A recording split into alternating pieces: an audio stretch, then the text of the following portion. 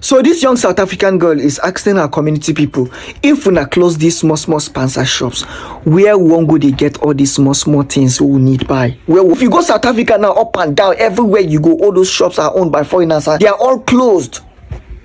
I'm not shocked to see our fellow South Africans all of a sudden they want foreigners to open the businesses. I'm not shocked. People were being manipulated and they were told that these people are the reasons why you are suffering. Xenophobia. We need foreigners. They are our people. South African women are coming out to lament because after chasing foreigners away from their country, they find it difficult to even see a shop to buy something like pepper or even water, because all the shops that are owned around them are owned by foreigners. And this is not getting funny at all. It is not getting easy at all, because they are currently calling on foreigners to return. They are begging foreigners to return back and open their shops. So we're going to be checking out people's reaction in this video, but please do well by liking this video, subscribe and share. Let's check out these videos together. So this young South African girl is asking her community people if we close these small sponsor shops, where won't go they get all these small things we need buy. Where won't go buy bread, we won't go buy all these things we need. So because we won't buy bread, we go enter motor, they go ShopRite very far from us.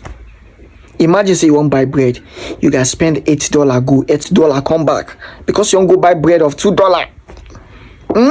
Now wetin she dey ask them, and you know to say na only person wey get sense go reason wetin she dey try talk.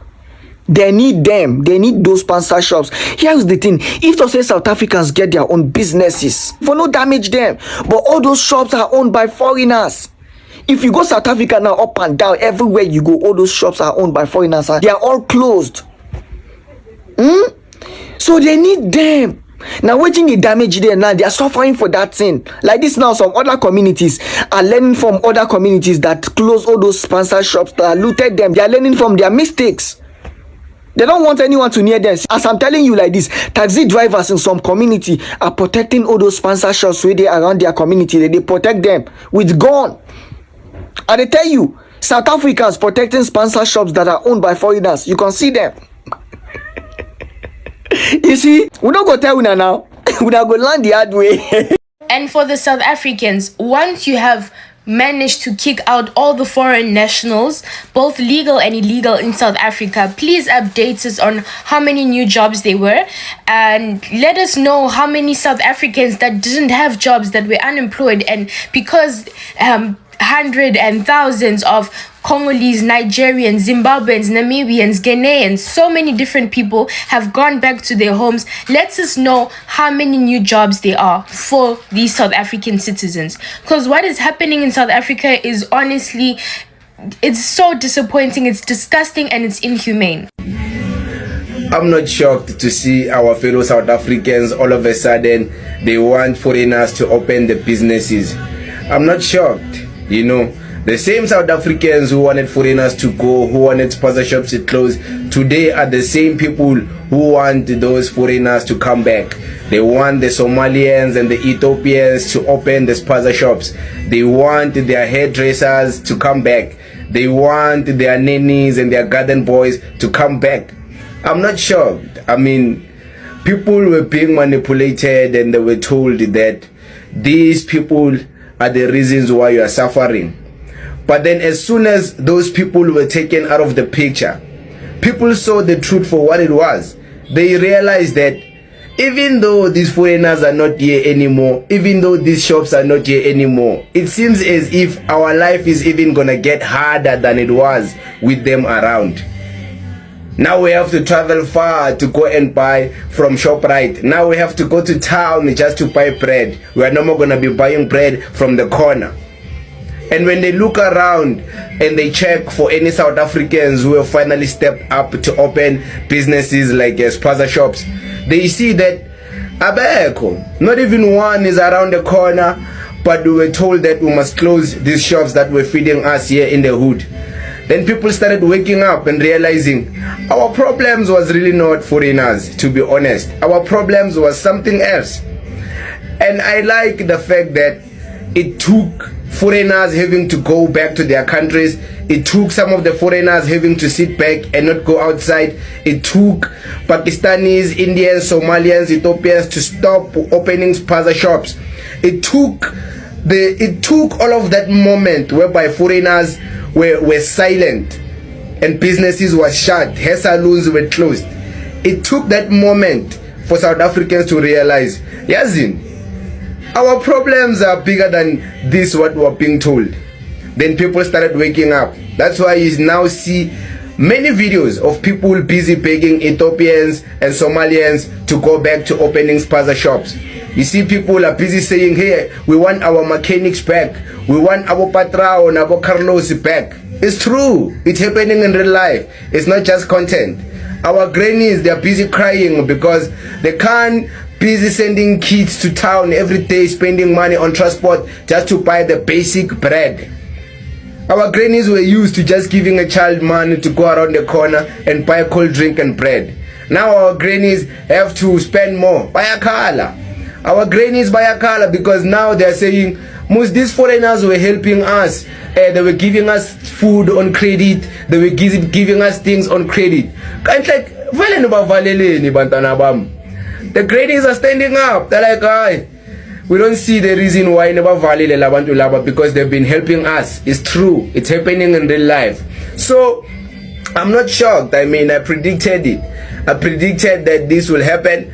I predicted that if you close these foreign businesses, kuzokhala wena as a South African, uzokhala because now you have to go far just to buy the basic things that you used to buy around the corner. People buy a color because these shops open from 5 o'clock up until 10 o'clock ebusuku. The Pakistani, Somalians, Bangladeshi and Ethiopian shops. Those shops open for a long time compared to the superstores, Ama Shoprite, the Spar, and Mopaxa. So people buy a mangala. It's 8 o'clock and the spaza shops are closed. And there's no South Africans selling the things that we want because South Africans who own spaza shops, but then you see aiko. When you go there, you want something, but aiko, asnayo, ksasa, what. People, the business doesn't work like that. People are now gonna stand still and just watch you sell aiko and say, hi, because you're South African, it's fine. We're gonna be patient with you. People, when they want something now, they want it now. And it doesn't matter if you're South African, you're Portuguese, you're black, you're white. Give them what they want. Give people what they want. Don't make excuses and say, I just started this, so I don't have anything. I don't have everything. No. Then why did you close other shops that have everything then? So people buy a vuga, abanya buy a kala, they are mechanics. Some of them, they want their nannies to come back. Some of them, they want the garden boys to come back. Hey, yabo mechanic, it's even worse. They want the mechanic to come back. All those guys in the hood who do butler gates, who do or gates and all those things, they want them back. They want them back. Not shocked. I mean, it was bound to happen. What did you expect? You expected to chase the same people who were helping us the most with affordable prices, very affordable services. You were chasing people who were making life easy. Of course, when they go, your life was bound to be hard. And when you realize, ngati sekubhlungu, ngati say life inzima, it was only a matter of time until you cry for them to come back. What did you expect? But yeah, it is what it is, man. It is what it is. Yeah, like it seems as if we need foreigners the most in South Africa. Foreigners, it seems as if we really need them. The way people are crying, it seems as if foreigners, we really need them, bafethu. Siyabadinga, siyabafuna. These spaza shops, we can't live without them. I'm telling you now. People were crying. All those people who were busy getting credit. I'm a creditor paid in a when you go to South African, who increase a profit, to maximize a profit. The thing that he used to buy for 21 rand, and we change this at 24 rand. We know we must support local, but you can't rip us off like that. Pela, we are all struggling. We are not here to only make you rich, you want. All of us are struggling. So we are gonna go to where our budget is gonna fit. We're not just gonna spend money uselessly because it's a South African business and then you are ripping us off. While at least we can buy things cheaper. Angeke bafethu ngeke.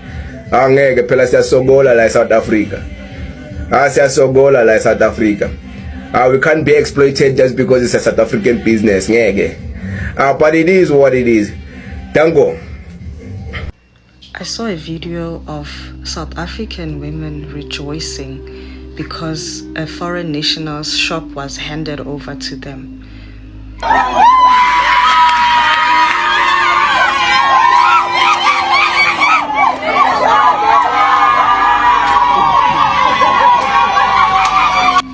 As if that was not enough, I went to the comment section and discovered a lot of disappointing messages from South African women.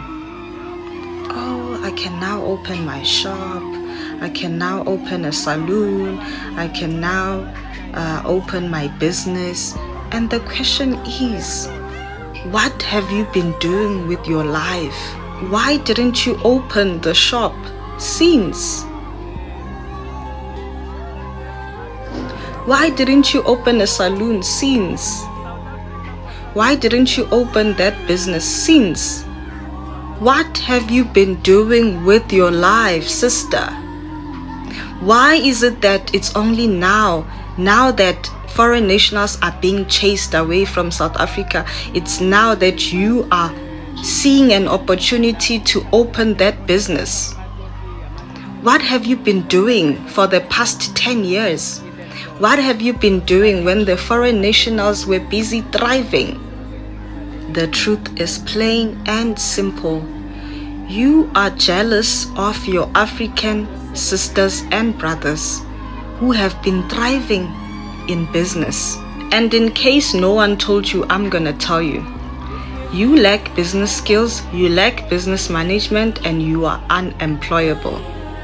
Because there's no way you can tell me that you've been waiting for the much and much to happen so you can finally take the bold step to open a business, to finally look for the job. No ways. Clean your heart. Clean your heart. One thing I see about this whole South African situation is miscommunication, okay? Because they were not informed. They were informed by the wrong people. And I feel like a lot of them are uneducated, in as much as the government have made education free for them. But you know, South Africans want the government to pay them before they can even get educated. And that is why a lot of people can just come and take advantage of them. Currently, they are asking for these foreigners to come back. The hairstylists, the gardener, the cooks. These are the people that do the things that your people cannot do. Currently, South Africa is empty. The shops are empty. Now you can now go and take them. But the question is, are your people willing to run these businesses just the same way foreigners are running these businesses, both on dry season and rainy season? That is when there is money and when there is no money. There's a video I actually watched where they said that a South African that owns a shop was unalived because he took over a foreigner's shop, and these foreigners used to pay dues every week. So the tax force came to collect this money from him, and he refused to give them, and they had a fight and he was gone down. These are the things that foreigners sacrifice just to have their shops open. It is not really making sense anymore. They can't even get where to get bread, water, pepper.